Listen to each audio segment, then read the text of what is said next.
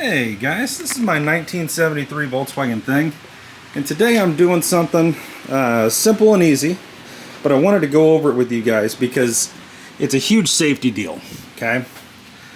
On your engines here, alright, this is a 1600cc dual port. It's basically stock, it's got an MP alternator, okay? And distributor. That's about it, alright? A lot of people use fuel filters in line right here. This is your fuel line going into the back of the carb, okay?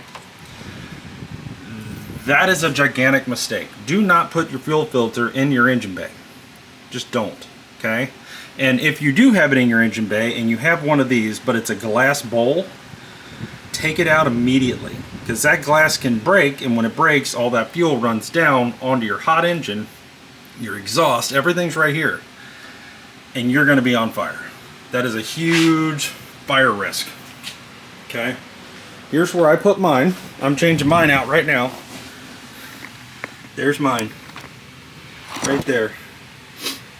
Driver's side, fuel lines coming in to the back of the engine and going to the frame right there. You see it, just a rubber hose, a couple clamps, boom.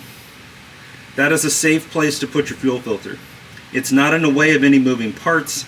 It's up. If it does leak, it's going to leak on a CV axle and straight onto the ground. Okay? Nothing that's hot there. That is very important. Okay? You see this right here? That's your J tube for your exhaust. Okay? That's the last thing you want fuel on. All right? So be smart, be careful, be fire safe, fire conscious. You don't want to lose your car to just putting a fuel filter in the wrong place and using the wrong one. That would be hugely bad. So anyway guys, hope this helps you. I'm swapping mine out right now. This one's got a little dirt in it. I'm gonna swap it out, and yeah, but just thought you guys might find that interesting, might want to know that, because I know it just makes sense to put it here. We've done it on all of our other cars, but on these Volkswagens it's crucial not to put it here. Okay, be smart. Hang in there guys. Thanks for watching.